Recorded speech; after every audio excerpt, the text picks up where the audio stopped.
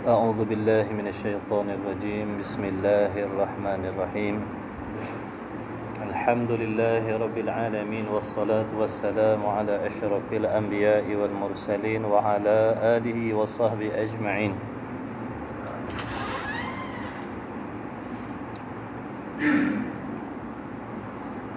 اللهم صل وسلم على سيدنا محمد وعلى آل سيدنا محمد، ولا حول ولا قوة إلا بالله العلي العظيم.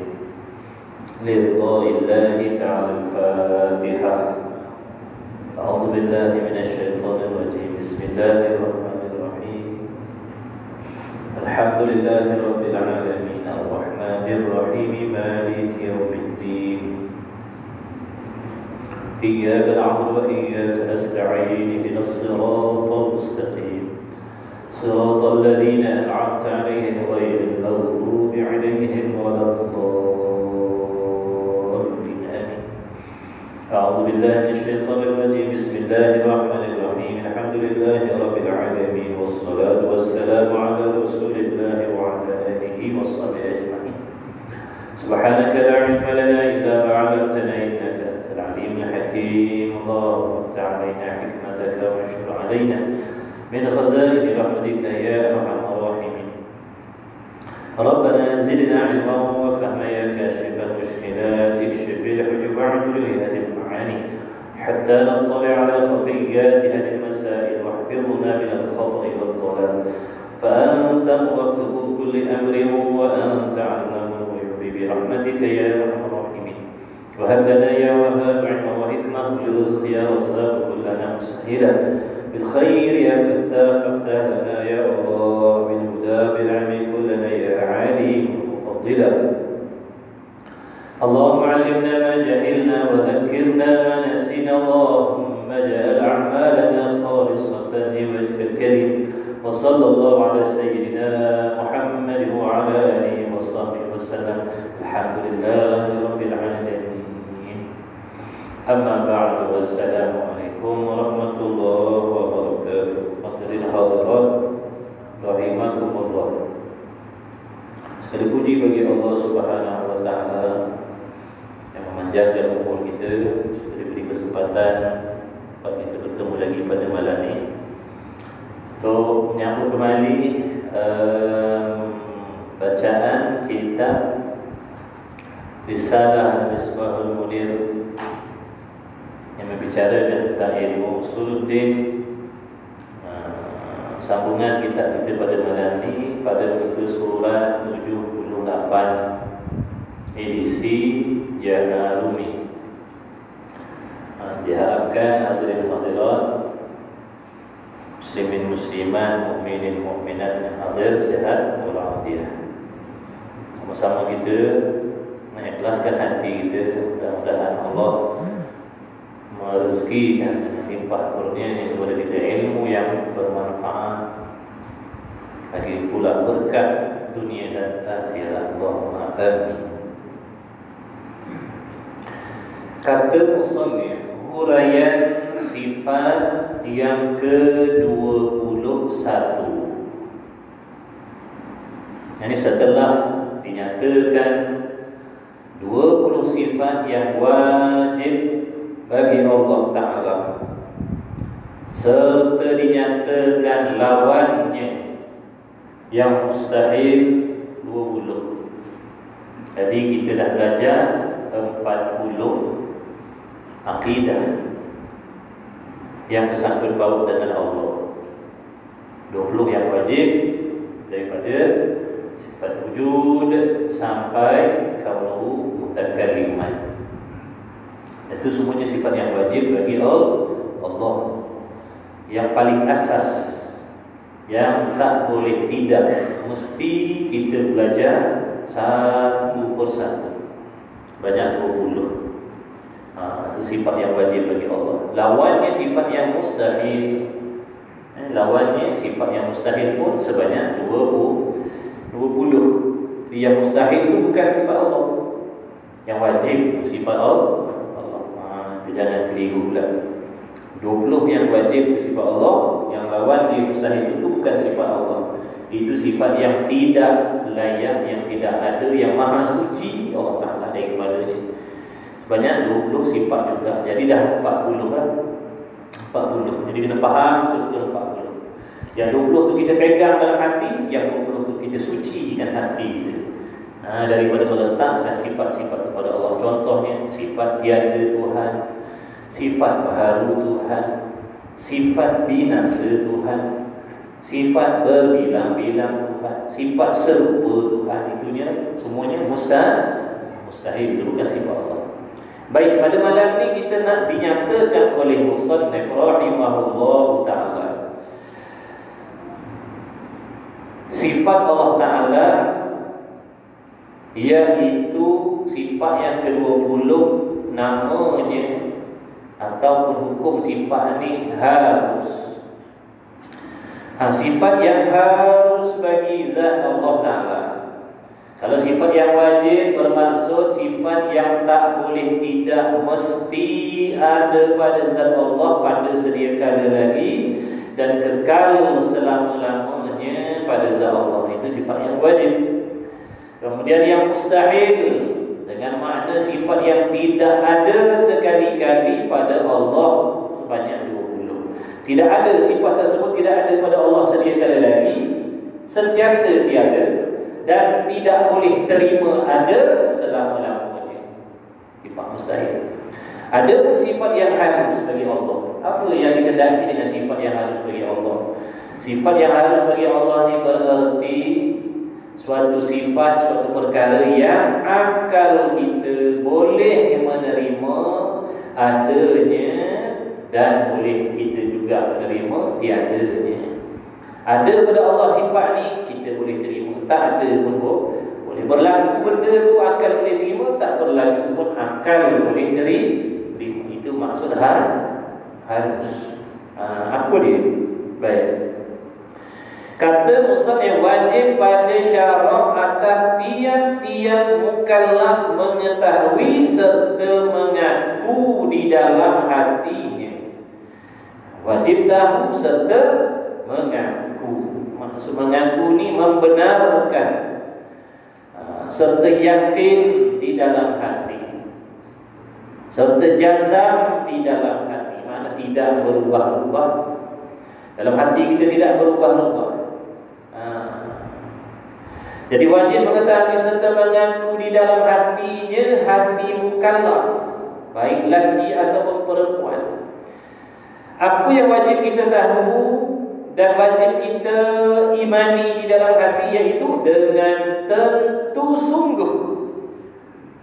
sungguh, mesti sungguh Allah Ta'ala itu bersifat dengan harus memperbuat di sini dengan makna menjadikan atau menciptakan apa-apa mungkin. Agar kita menghukumkan harus bagi Allah menciptakan apa sahaja mungkin. Apa arti mungkin? Mungkin itu berarti sesuatu yang terima ada dan terima tiada. Itu arti mungkin. Jadi Allah Ta'ala Maha Kuasa nak jadikan apa saja. Allah Ta'ala Maha Kuasa nak ciptakan apa saja yang Allah kehendak. Allah Ta'ala Maha Kuasa menjadikan. Mungkin. Kita ni masuk dalam mungkin. Syurga neraka masuk dalam mungkin. Nikmat syurga mungkin. Azab neraka mungkin. Perkara yang ada di alam ini, alam nyata, mungkin. Perkara yang tak boleh dilihat dengan mata kita yang dijadikan oleh Allah pun mungkin. Ini banyak mungkin. Jadi perkara yang harus ada dan harus tiada. Harus Allah nak buat. Layak bagi Allah, padat bagi Allah, boleh bagi Allah, patut bagi Allah nak menciptakan. Mungkin dan harus meninggalkan akan dia. Apa maksud harus meninggalkan akan dia? Harus Allah Ta'ala tak buat.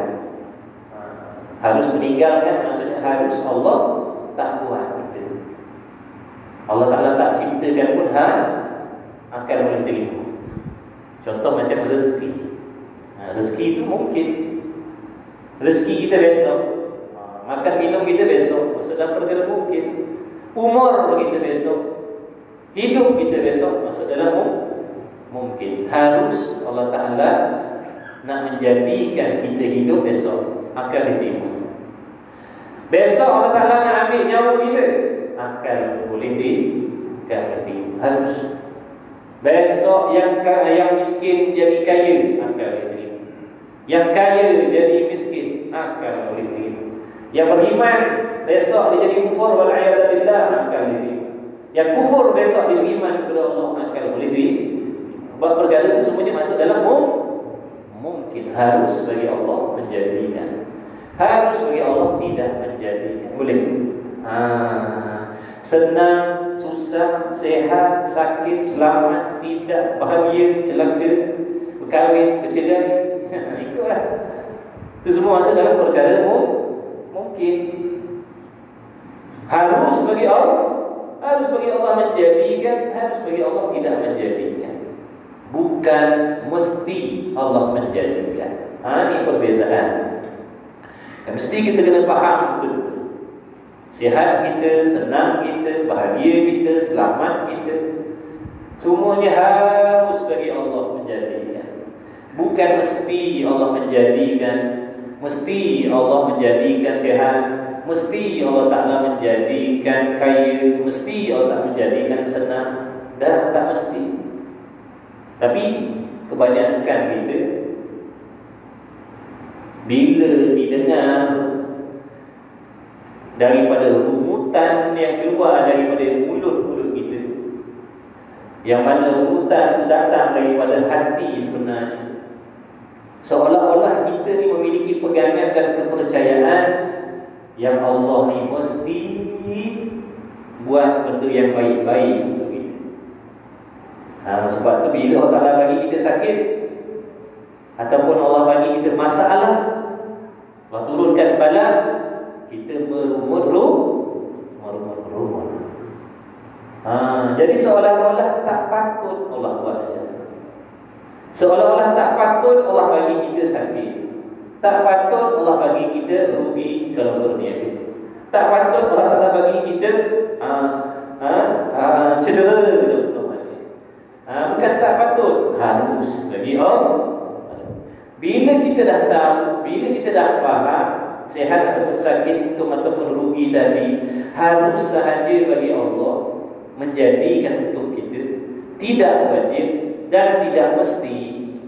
Di sinilah akan menjadikan hamba tadi redha, berlapang dada menerima apa-apa sahaja yang Allah jadikan. Dia tak akan berumur. Dia tak berumur. Sebab dia tahu Allah Ta'ala bagi sakit pun harus bagi Allah. Bukan mesti Allah bagi aku sihat, bukan mesti Allah Ta'ala bagi aku kuat, bukan mesti Allah Ta'ala bagi aku selamat, bukan mesti Allah Ta'ala bagi aku untung. Dan tak mesti. Harus sahaja. Jadi bila faham, kemudian dia beriman, dia yakin dengan benda, insya Allah apa juga keadaan, apa saja yang dia terima baik, itu lebih-lebih lagi. Ataupun sebaliknya akan menjadikan hamba tadi sabar, redha, bersangka baik. Dia tak kata tak patut Allah Ta'ala buat macam ni. Kenapa Allah Ta'ala uji macam ni? Kadang keluar benda ni. Kenapa Allah Ta'ala uji aku sampai macam ni sekali? Apalah salah aku ni? Kenapa orang lain senang? Kenapa aku susah? Kenapa anak-anak orang yang berjaya, anak aku tidak? Jawabnya kerana harus bagi Allah. Harus bagi Allah, bukan mesti. Orang yang beretikad Allah mesti bagi sesuatu yang baik kepada kita. Faham maksud mesti ni? Maknanya wajib. Mesti ni maknanya wajib. Kalau kata mesti, maksudnya wajib. Apa arti wajib? Kita dah terangkan dalam hukum akal, wajib ni perkara yang mesti ada, sedia kala lagi, kekal ada, dia tak boleh berubah menjadi dia. Jadi itu maksud wajib, itu mana mesti. Jadi kalau menciptakan mungkin tadi mesti bagi Allah. Kalau bagi benda baik itu mesti bagi Allah, tidak ada seorang pun yang kafir atas ini. Allah Ta'ala takkan ciptakan neraka, kerana neraka itu bukan tempat baik, tempat nazar, tempat susah. Tak ada seorang pun yang lapar atas ini. Tak ada seorang pun yang akan ditimpa musibah atas ini. Itu kalau kita beriktikad Allah mesti bagi benda baik. Orang yang beriktikad Allah mesti bagi benda baik ni orang yang berakidah Mu'tazilah. Orang yang beriktikad Allah mesti bagi benda baik kepada, tak patut bagi benda tak baik. Orang ni berakidah Mu'tazilah. Mu'tazilah ni fasik. Allah mesti bagi benda baik. Ini pegangan Mu'tazilah. Ini yang disuruh kita belajar. Kadang-kadang kita tak perasan, rupanya selama ni pegangan dalam hati kita ni, kita ni berakidah Mu'tazilah. Tak perasan. Bila dah belajar, kalau kita begitu, tapi bujur belajar. Itulah tanda kasih sayang Allah nak menyedarkan kita daripada kesilapan, supaya kita dapat perbaiki. Lain kali tak boleh nak kata lagu. Lain kali tak boleh nak percaya macam tu. Kalau percaya macam tu, aku dah jadi orang Mu'tazilah. Kita nak jadi Mu'tazilah, nak jadi Syiah, nak jadi Mujassimah ni, tak perlu kita nak isi borang di jabatan agama. Tak perlu. Cukup dengan pegangan yang salah, masuklah dalam golongan dengan sendiri. Apabila pegangan orang salah, contohnya dalam hatinya mensyirikkan Allah, dengan sendiri murtad dah di sisi Allah. Tak perlu nak pergi borang minta permohonan jabatan agama Islam izinkan dia nak murtad. Tak payah. Tak payah. Cukup dengan akidah yang sesat, kafir selalu kan. Jadi kafir serta-merta lah. Tak payah tunggulah permohonan murtad belum diluluskan lagi.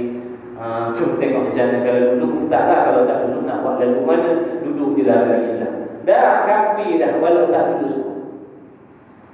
Ada kata permohonan dia, contohlah dia nak mohon jadi murtad, permohonan dia tak diluluskan, murtad dah. Sebab dalam hati dia tu dah meninggalkan agama dah. Dah nampak agama lain lebih baik daripada agama Islam. Puasa akidah dah. Baik.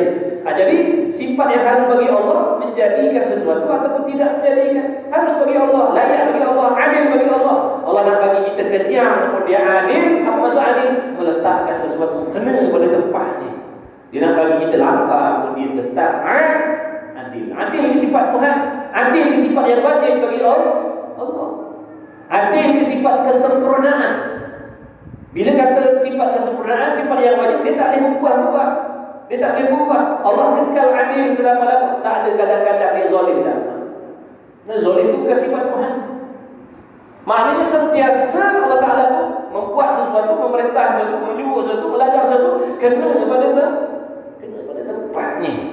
Cuma oleh kerana dia kejahilan kita, ilmu kita yang sangat-sangat sedikit, tak memahami apa hikmah di sebalik itu, timbullah macam-macam sangkaan-sangkaan yang tak sepatutnya dalam hati terhadap Allah Ta'ala. Padahal Allah Ta'ala meletakkan sesuatu kena pada tempatnya. Cuma kita yang tak sabar dengan apa yang Allah Ta'ala tetapkan pada diri kita. Inilah di antara perkara-perkara yang mesti kena ada dalam diri kita untuk menjadikan seseorang hamba itu redha dengan qada dan qadar Allah. Redha ni makna suka, redha ni makna setuju, redha ni makna seronok dengan apa yang Allah takdirkan. Walaupun benda itu merupakan musibah, walaupun perkara itu merupakan bala, tapi hatinya tetap redha. Dan nak jadi redha ni, dia kena faham dulu. Allah tak wajib bagi aku senang. Apabila dia boleh redha, dia faham Tuhan tak? Dia dah faham dah, dia kenal dah Tuhan, dia faham dah Tuhan, yang mana Tuhan tak wajib bagi benda seronok-seronok pada kita. Cuma harus sahaja. Betul sebut dalam kitab penawar bagi hati, dia kata rukun nak redha dengan qada ni, rukunnya di antara rukunnya mesti kenal Tuhan. Mesti faham Tuhan itu apa sifat Tuhan, barulah boleh datang redha. Kalau tak faham, tak boleh nak redha. Kita salah faham terhadap Tuhan. Kita kata Tuhan mesti bagi benda baik. Ini kenapa datangkan bala, lepas ujian, lepas bala yang ada tak selesai lagi, datang pula bala yang lain. Tak patut Tuhan buat macam ni. Kita pula dah menghukumkan tak patut Tuhan buat begini. Mana salah juga Tuhan. Dah kata tak patut, mana kesalahan lah pada Tuhan. Yang patutnya bagaimana? Yang patutnya bagi kita senang-senang. Itu baru Tuhan patut. Padahal banyak dah Tuhan bagi kita senang. Kita yang tak bersyukur. Bila Allah tarik nikmat, baru nampak. Barulah nampak konon-kononnya Tuhan tak buat baik. Padahal lama dah Tuhan buat baik dah pada kita. Baik. Jadi harus ingat tu, harus, bukan wajib. Maka jangan berumurlah.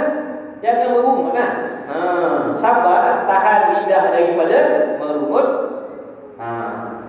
Yang lebih hebat, tahan hati daripada merungut.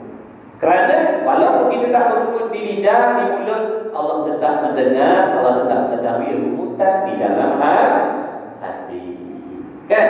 Kalau Allah mengetahui barang yang ada dalam hati. Walaupun muka kita manis, tak ada membebel, tak, dia Allah tahu hati kita. Ongeng. Orang yang hebat, dalam hati dia pun tak ada berungutan. Apatah lagi dia mulut, hati pun tak ada. Hatinya seronok, sangka baik je dengan Allah. Dia yakin mesti ada hikmah, mesti ada kebaikan yang Allah nak bagi pada dia. Sebab Allah tu Tuhan yang tidak berlalu zalim pada hamba dia. Allah tu Tuhan yang penuh kasih sayang. Tapi payahlah nak sampai tahap tu. Yang tukang cakap ni pun bebel kan pun. Ini cerita je lah. Orang yang hebat-hebat di mana je tu, dalam hati tak ada bebel. Baik sungguh hati dia dengan Allah. Sebab dia faham Tuhan. Dia faham yang Tuhan tu sentiasa buat baik kepada dia. Di antara kita boleh jadikan sebagai contohnya, macam doktor lah, tabib lah. Dia nak layan pesakit dia, nak menyembuhkan penyakit pesakit dia, bukan dilayan dengan diberi ubat yang manis-manis lah. Dia bagi ubat yang pahit-pahit, kena cucuk bumbu, kena tauih kulit, kena ketuk dengan penukul. Tengok orang tu kemalangan tu, nak repair ke kaki dengan gaji ada, tukul ada. Dia nak buat khianat kan? Dia sedang nak buat tapi kalau pesakit tak faham, memang disumpah sekarang doktor tadi. Tapi kalau sakit tu faham, makasih doktor. Terima kasih. Kena cucuk punggung pun terima kasih juga. Sebab dia faham doktor bukan nak buat naik kat dia. Itulah ibarat. Bagi orang yang hebat-hebat iman, dia berterima kasih dengan Allah apabila dia diberi bala oleh Allah. Sebab dia tahu Allah Ta'ala tak naik. Bahkan Allah Ta'ala nak bagi kebaikan, kebajikan di sebalik itu. Habis. Dan tidak wajib, Allah Ta'ala harus memperbuat apa-apa mungkin dan harus meninggalkan akan dia. Mana Allah Ta'ala tak nak buat makhluk pun boleh. Dan tak wajib perbuat mungkin dan tidak mustahil meninggalkan akan dia. Allah Ta'ala tak wajib buat. Dan Allah Ta'ala tak mustahil nak meninggalkan. Maka jangan kita kata Allah mustahil buat makhluk. Jangan kata Allah mustahil buat makhluk. Apa arti mustahil? Perkara yang mesti tiada. Bila tiada? Sedia kala lagi tiada. Sentiasa tiada. Selama-lamanya tiada. Dan tak boleh ada sampai bila-bila. Itu arti mustahil. Jadi kalau nak dikatakan Allah mustahil buat mungkin, Allah mustahil buat makhluk, takkan ada segala sesuatu. Takkan ada segala sesuatu. Saya tak ada, tuan pun tak ada segala sesuatu. Itu kalau Tuhan mustahil buat. Kalau kata Tuhan wajib buat, semua kena ada. Semua kena ada. Dah kata wajib buat, semua kena ada. Faham ni? Wajib buat, mana mesti kena buat. Semua kena ada. Ni dah bukan wajib dan bukan mustahil, bahkan harus. Ini akidah kita ahli sunnah. Pegang ni lah. Dan dalil atas menunjukkan kata, makna perkataan yang mengatakan harus bagi Allah Ta'ala memperbuatkan mungkin, dan harus bagi Allah Ta'ala meninggalkan dia. Faham ni? Meninggalkan dia itu makna tak buat. Harus Allah Ta'ala buat, harus Allah Ta'ala tak buat. Itu erti meninggalkan dia. Mana Allah Ta'ala tak nak ciptakan makhluk. Dan tidak wajib berbuat dan tidak mustahil meninggalkan akan dia itu. Dalilnya ialah kita fikir. Dalilnya kita fikir. Gunakan akal kita, gunakan kewarasan kita. Jikalau Allah Ta'ala tidak harus berbuat, kalau Allah tidak harus berbuat, dia ada 3 kan? Hukum wajib, mustahil, harus. Katakan Allah tidak harus berbuat. Allah tak harus berbuat. Harus, wajib, mustahil. Wajib buat, mustahil buat, harus buat. Kalau kata wajib buat, mesti buat. Mesti ada sedia kala lagi. Kalau kata mustahil buat, tak ada segala sesuatu. Kalau kata harus buat, boleh ada, boleh dia. Okey, faham 3. Jadi seandainya kita fikir, kalau ada pahaman yang mengatakan Allah tidak harus berbuat, tak harus buat satu hukum, wajib buat, mustahil buat, harus buat. Dia kata Allah tak harus buat. Bila kata Allah tak harus buat, tinggal 2 hukum. Betul? Sama ada Allah wajib buat ataupun mustahil buat. Faham tak? Faham tak? Faham? Wajib buat, mustahil buat, harus buat. Kalau Allah tidak harus buat, Allah tak harus. Dia kata Allah tak harus buat, Allah tak harus buat makhluk. Kalau begitu boleh jadi Allah wajib buat, dan boleh jadi Allah mustahil buat. Baik. Bila dah begitu, sama ada dan dalil atas tadi dia kata apa? Kita fikir jika Allah Ta'ala tidak harus berbuat dan meninggalkan apa-apa mungkin, jawabnya tentulah wajib berbuat ataupun mustahil berbuat. Jadi kalau Allah tak harus buat, maknanya boleh jadi wajib buat dan mustahil buat. Jadi dibahaskan satu-satu.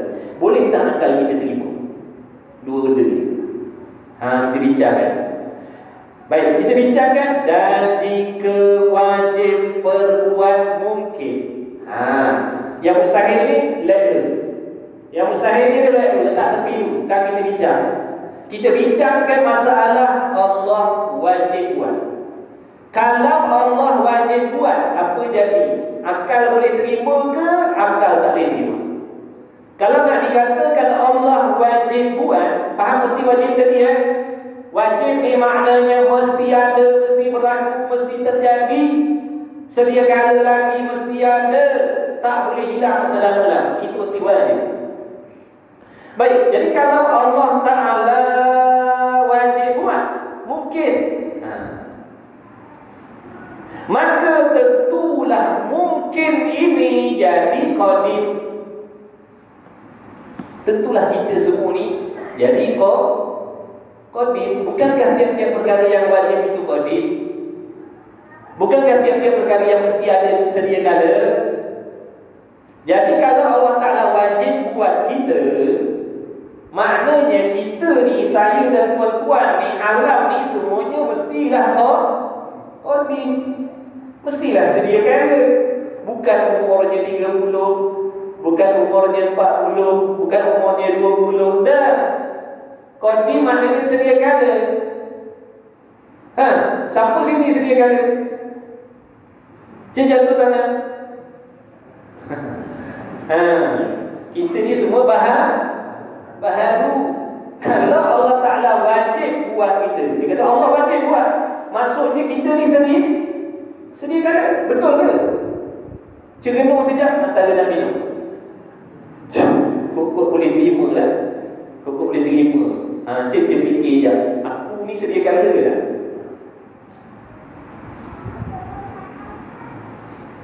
Ada kata malah fikir,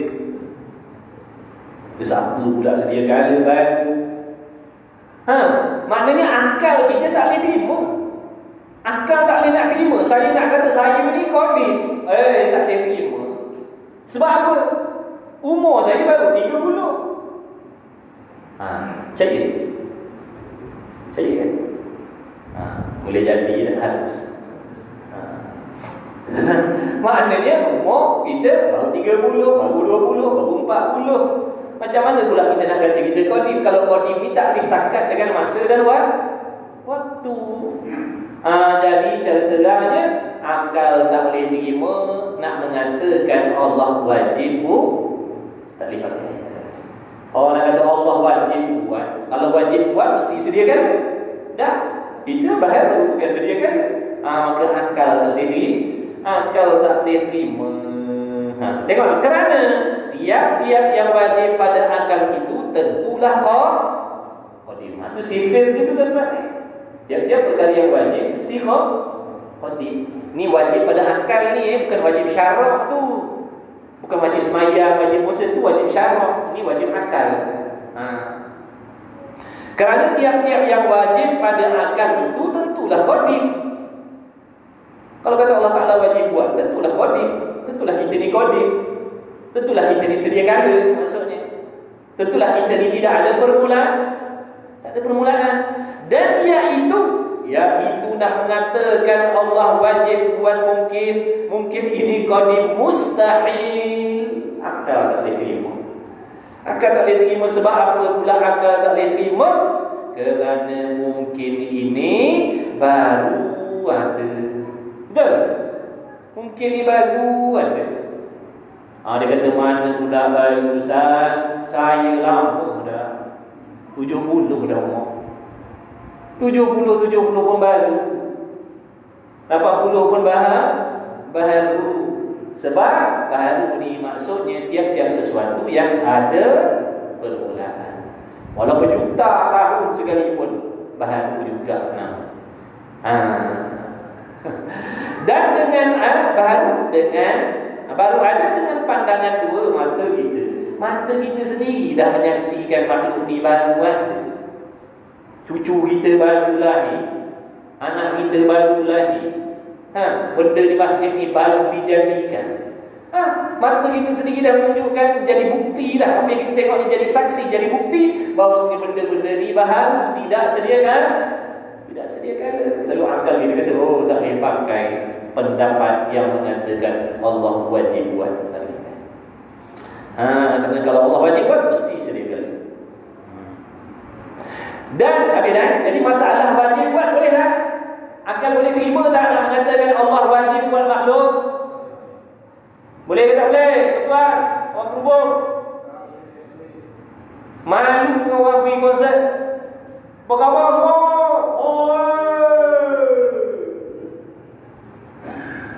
Assalamualaikum. Jangan pergi sana. Sekali. Semangat tuan-tuan. Tidakkan kita terlelap kan? Bukan apa. Terlelap. Maknanya pahaman atau pendapat yang mengatakan Allah wajib buat makhluk, Allah wajib buat mungkin, Allah mesti buat, tak boleh diterima oleh akal kita. Tak boleh diterima. Sebab mata kita sendiri menyaksikan ada orang baru senang, ada orang baru sehat, ada orang baru hidup, baru lahir. Menunjukkan benda ni semua bahar Allah bagi jadikan, bukan Qadim. Okey, tadi wajib buat dah tolak dah. Maknanya makna wajib buat ni tak dipakai. Pahaman mengatakan Allah wajib buat, Allah mesti buat, Allah mesti bagi, tak dipakai. Yang kedua, mustahil. Dan jika mustahil perbuatnya, kalau nak dikatakan Allah mustahil buat makhluk, faham berarti mustahil. Mustahil maksudnya perkara yang tak boleh ada, tak terima ada, takkan ada selama dah. Kalau Allah Ta'ala mustahil berbuat, maka tentulah mungkin ini tidak ada, sedia kala lagi, sentiasa tak ada dan takkan ada selama lama. Kalau Allah mustahil buat,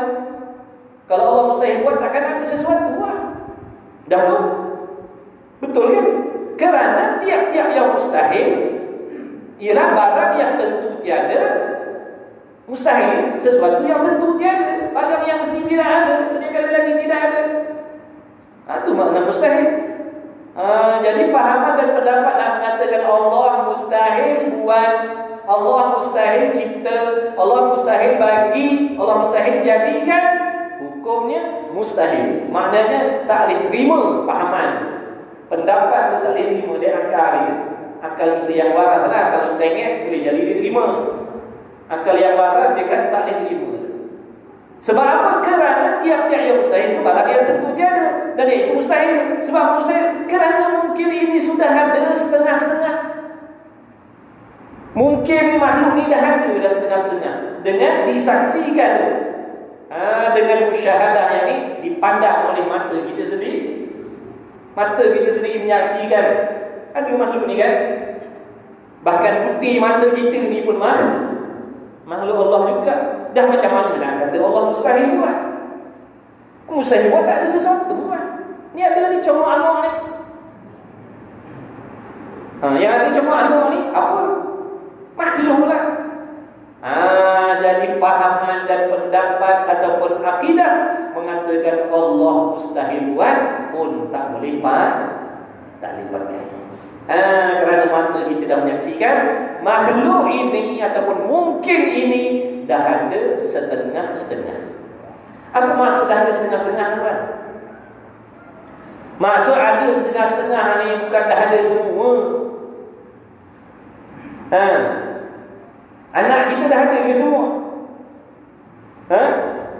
Siapa tahu anak dia semua orang? Dah ada semua dah? Belum tentu. Boleh jadi keluarga 8 orang. Gitu dah. Bini belum ada semua 4. Usaha baru 2, baru 3, 4, belum tentu lagi. Belum semua ada. Maksudnya Allah dah menjadikan setengah-setengah. Mana setengahnya dah ada, setengahnya belum lagi. Itu maksud. Mata kita dah menyaksikan. Kalau Allah dah buat semua, mana boleh kata Allah dah buat semua? Sebab ada makhluk dengan tak ada makhluk ni mungkin juga. Tak ada tu pun masuk dalam perkara ni. Jadi tak boleh nak dikatakan dah buat semua. Tak boleh. Kalau buat semua nanti kan berlawanan di antara benda yang akan berhimpun pula. Dua benda yang berlawanan, ada dan tiada, hidup dan mati, senang dan susah, sihat dan sakit, berhimpun pula tu kalau jadikan semua. Tu maksud ada kan setengah-setengah. Ada yang hidup, ada yang mati, ada yang sihat, ada yang sakit, ada yang untung, ada yang rugi, ada yang datang, ada yang tak datang, ada yang tidur, ada yang tidak. Itu maksudnya mata kita sendiri dah menyaksikan bahawasanya mungkin ini dah ada setengah-setengah. Belum ada semua lagi. Boleh jadi besok timbul benda baru pula. Besok ada benda lain pula yang akan mati pula. Memang tak ada. Jadi kalau begitu kata musannif, tetaplah di hati, yakinlah di hati, jazamlah, kejamlah di hati kita bahawasanya Allah Ta'ala itu harus memperbuatmu, harus sahaja Allah Ta'ala menjadikan. Tidak tak wajib. Besok senang harus, besok susah harus. Besok kita sehat harus, besok kita sakit harus. Boleh jadi besok kita sakit, besok kita jatuh dalam maksiat harus. Hari ni kita ahli taat harus, besok kita jatuh dalam ahli maksiat harus. Hari ini kita beribadat, besok kita tinggalkan ibadat, harus. Sebab itulah, jangan sombong dengan ketaatan, jangan sombong dengan nikmat iman dan Islam yang ada. Sebab iman Islam ni pun perkara mungkin.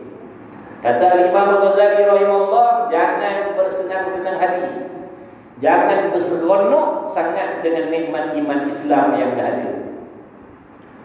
Kena risau juga, sebab nikmat iman Islam ni boleh hilang. Berapa ramai yang lahir di Islam matinya kafir. Berpula ramai yang lahir di kafir matinya Islam. Dulu ahli maksiat, sejahat-jahat manusia, matinya husnul khatimah. Matinya hamba yang taat, hamba yang soleh. Dulu pelacur, matinya solehah. Dulunya ibadat, matinya tinggal ibadat. Sebab benda tu harus. Sebab tu jangan sombong. Bahkan kena risau, takut hilang ketaatan yang dah ada, takut hilang nikmat iman Islam yang dah ada. Mana jangan berseronok sangat. Jangan berseronok sangat. Sebab benda tu boleh hilang. Bukan maksud hari ni lahir di kalangan mak bapak Islam garanti mati Islam. Belum pasti lagi. Dia kafir, dia mesti mati kafir juga. Belum pasti lagi. Nampak itulah. Nak kena tahu semua benda, supaya kita boleh didik hati kita dengan akhlak yang baik. Di antaranya, jangan sombong dengan kelebihan, jangan sombong dengan ketaatan, jangan menghina. Harus memperbuat mungkin dan meninggalkan akan dia. Wallahu a'lam. Bila sebut wallahu a'lam, kita tahu Nabi dah. Jaga orang baca kitab baru nak baca wallahu a'lam. Biasa sebut wallahu a'lam ni Nabi. Ingat tak minggu-minggu yang lepas saya dah tergambi masa tuan-tuan 15 minit. Apa kata malam ni kita potong 15 minit tu, kodok balik. Maknanya balik awal tadi. Kan senyum muka manis manis. Cikgu sekolah, murid, itu cikgu kata ting, balik awal. Seronok tak? Seronok lah. Bohong tak seronok. Seronok lah cikgu bagi balik awal. Dia segaja-gaja mana pelajar, bila loceng bunyi cikgu kata balik awal ni. Oh seronok kita. Kuliah lagi seronok. Kalau tak ada lagi seronok. Ni dah nak habis dah. Sudah balik sampai stesen dah tu. Sebab kan kalau buka ni garang, buka tajuk baru garang, jawab ni sejam tak? Sudah balik kita balik awal lah. Ini jangan jaga. Dengan ini selesailah huraian. Mana dengan ini maksud? Dengan musannif menerangkan kepada kita tentang sifat yang ke-21 ni, yakni harus bagi Allah menjadikan makhluk, harus bagi Allah tidak menjadikan makhluk. Dengan itu selesailah huraian-huraian yang bersangkut paut dengan Allah Ta'ala, yang mesti kita kena tahu laki-laki perempuan. 21 kena tahu. Apa yang wajib bagi Allah 20, yang mustahil bagi Allah 20, dan satu yang harus bagi Allah. Mesti kena tahu. Jadi setakat tadi selesai dah kan? Selesai dah usul yang menerangkan. Dah selesai menerangkan, dah selesai dibacanya. Adapun kefahaman boleh jadi belum sempurna. Sebab tu nanti nak kena ulang lagi, nak kena belajar lagi. Kemudian masuk pula menghuraikan perkara yang bersangkut paut dengan Rasul ulang. Tak memadai. Kita tak memadai kalau orang tu kata pandai dah, alhamdulillah, faham molek dah 20 sifat bagi Allah yang mustahil bagi Allah, satu sifat yang harus bagi Allah dengan dalil-dalil aku tahu, aku faham, aku hafal dah. Kalau keluar soalan boleh jawab dah insya-Allah. Cukup dah, berhenti dah nak belajar tauhid. Belum lagi. Itu baru akidah yang bersangkut paut dengan Allah. Yang bersangkut paut dengan Rasul pun kita mesti faham betul-betul. Kalau tak nanti kita jadi orang yang terima Allah menolak Rasul. Yakin pada Allah, syak pada Rasul. Dia nak pakai Quran je, hadis dia buat. Sebab pada dia Allah saja, Rasul tak payah. Tak boleh. Kena pakai dua-dua. Kena pakai dua-dua. Allah pun kena terima, Rasul pun kena terima. Dengan Allah pun kena yakin, dengan Rasul pun kena yakin. Dia tak boleh salah satu. Yakin pada Allah, syak pada Rasul. Ataupun yakin pada Rasul, syak pada Allah. Tak boleh. Dua-dua kena terima. Asyhadu an la ilaha illallah wa asyhadu anna Muhammadar Rasulullah. Akan dah ada dalam dua kalimah syahadah. Jadi dua-dua ni bersangkut paut dengan syahadah itu. Jadi dua-dua kita kena faham supaya kita boleh jaga syahadah ini. Dengan ini seseorang yang bersangkut paut dengan Allah Taala kemudian masuk pula pada menguraikan perkara yang bersangkut paut dengan Rasul pula. Yang wajib atas tiap-tiap mukallaf mengetahui akan dia dengan jalan tafsir. Wajib kita tahu juga cerita tentang Rasul ni. Atas jalan tafsir, makna hurai satu-satu. Kena terangkan satu-satu sifat yang harus bagi Rasul ni ada berapa? Ada 4 yang wajib. Apa dia? Siddiq, amanah, tabligh, fatanah. Siddiq tu apa? Hurai. Amanah tu apa? Hurai. Fatanah tu apa? Hurai. Supaya kita faham. Tak boleh kita nak beriman secara ijmal. Mana Rasul ada 4 sifat. Apa dia 4 sifat tu? Wallahu a'lam. Tapi ada dah 4 tu. Tapi wallahu a'lam. Tak boleh. Kena tahu satu-satu. Tak boleh nak kira nak borong macam tu. Tak boleh. Kita tahu satu-satu. Tak kira siapa dia. Bukanlah kan orang yang berakal balik. Cuma kita tengok kita mukallaf ke tak ni. Kalau tak mukallaf, tak nak datang belajar tak apa. Tak dosa. Yang pertama mukallaf ni dia berakal, maknanya dia cerdik, tak gila, waras. Cecek. Waras. Kalau tanya kabar waras, waras. Berakal. Yang kedua, baligh. Cukup umur di sisi agama Islam dengan makna laki-laki keluar mani. Umur seawal-awal 9 tahun. Selewat-lewat 15 tahun. Kemudian sama ada mani yang keluar tadi diusahakan sendiri ataupun dengan jalan bermimpi, contoh dalam lingkungan umur 9 tahun hingga 15 tahun keluar mani. Balik dah, cukup umur dah. Orang perempuan haid. Awal-awal haid umur 9 tahun.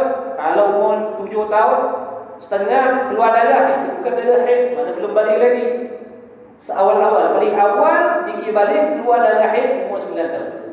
Ataupun selewat-lewat 15 tahun. 15 tahun baru keluar darah haid. Barulah umur dia balik. Barulah dia balik. Mana 15 tahun hijrah Hijriyah jangan kira Masihi pula. Hijrah. Cek. Dah keluar mani belum? Tanya. Kau rasa keluar mani? Dia tanya mak sebelah je. Keluar mani ataupun datang darah haid. Seawal-awal 9 tahun. Kalau tak pernah keluar mani, tak pernah datang haid, umur dah lebih dah. Tunggu 9 tak ada, keluar 10 tak ada, 11 tak ada, 12 tak ada, 13 tak ada, 14 tak ada, 15 tak ada. Kira otomatik jadi balik dah 15 tahun. Jangan tunggu sampai umur 45 tahun pula. Lama tunggu sampai 45. Kenapa pocik tak semayang Jumaat, pocik tak semayang ni? Belum balik lagi. Pocik tak nak keluar mani lagi. Pocik pun tak nak datang ke haid. Tengah nunggu lagi sampai 45 tahun. Tak boleh. Dia kira 15 tu balik otomatik lah. Kemudian apa lagi? Sampai seruan agama Islam. Pada dia sampai seruan agama Islam. Sampai dakwah Islam dekat tempat dia, tempat tinggal. Ada tak? Tadi ada yang ni ada. Yang terakhir, boleh mendengar ataupun boleh melihat. Salah satu. Boleh mendengar ataupun boleh melihat. Dia tak boleh melihat tapi dia boleh mendengar. Mana ada syarat.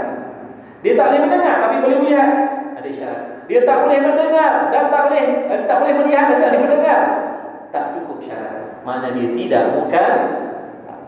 Bila sebut macam ni, orang yang bangsa India, Cina masuk tak? Masuklah. Jadi dia tu bukanlah, sebab tu nanti di hari kiamat orang yang bukan Islam ni, bukan kata Cina India lah, yang bukan Islam ni, mereka juga akan dipersoalkan dengan apa yang disuruh oleh Allah dan yang dilarang oleh Allah, kerana mereka bukan orang murtad, bukanlah lah. Dari mana nak lari? Kau murtad, kau nak lari mana? Orang murtad ni sebab apa tuan-tuan? Sebab dia tak suka dengan Islam. Sebab dalam Islam ni banyak pantang larang. Jadi dia fikir keluar Islam. Bila keluar Islam, dia dah tak ada satu paut dengan halal haram. Kau nak lari mana? Kau 10 kali murtad pun kau tetap mukallaf juga. Kecuali hilang salah satu di 4 syarat tadi. Hilang akal contohnya. Dia gila contohnya. Bila gila tak kalah dah. Tak kalah dah gila. Kalau buat-buat gila kalah kan. Azan, Allahu Akbar, Allahu Akbar. Buat gila. Balik semayang. Sebab Allah tadi dia buat gila. Tak gila suka. Lepas maghrib dia buat gila. Lepas tak nak datang kuliah. Tak. Jadi sampai ada tempat ni, dia bukan tak kira siapa ni. Raja, menteri, YB, AJK masjid, AJK surau. Orang tak ada pangkat jawatan, orang kaya, orang miskin, perempuan lelaki, kaki motor, kaki ikutlah kaki yang perempuan. Tempat tu dia bukanlah tak boleh lagi. Tak boleh lagi. Kena belajar. Sebab sebut dulu awal kitab ni, apa sahaja pekerjaan, apa sahaja urusan kita, kalau kita bukanlah, tak boleh lari daripada hukum hakam Allah akan dipersoalkan atas diri kita. Wallahu subhanahu wa ta'ala a'lam. InsyaAllah yang bersangkut paut dengan Rasul-Rasul pula yang wajib atas tiap-tiap mukallaf mengetahui. Kita belajar juga atas jalan kadir dengan jalan tafsir. Maka aku, katanya musannif, berkata bermula sifat Rasul yang wajib atas tiap-tiap mukallaf mengetahui itu 4 sifat yang aku akan uraikan dia. Maksud aku tu tuan pengarang kitab lah, bukan saya. Dan syukur alhamdulillah dengan nikmat taufik yang diberi oleh Allah, dapat sama-sama kita berjumpa pada malam ni. Mudah-mudahan dengan berkat keikhlasan hati tuan-tuan, puan-puan, hadirin hadirat, Allah Ta'ala memurniakan kepada kita manfaat hadir dalam majlis ilmu, serta dikurniakan kepada kita ilmu yang bermanfaat, ilmu yang berkat. Begitulah juga mudah-mudahan tidak terkecuali anak isteri kita, sahabat anda kita yang tak dapat hadir, mudah-mudahan tidak terkecuali daripada mendapat keberkahan majlis ilmu kita pada malam ni. Billahi taufiq wal hidayah. Assalamualaikum warahmatullahi wabarakatuh. Bismillahirrahmanirrahim. Alhamdulillah wassalatu wassalamu ala Rasulillah. Allahumma anfa'na bima 'allamtana. Rabbana 'allimna alladhi yanfa'una rabbana faqih lana wa batilana fi dinina ma'al kulli thawab. Wa sallallahu ala sayyidina Muhammad walhamdulillahi rabbil alamin. Taqabbalallahu minni wa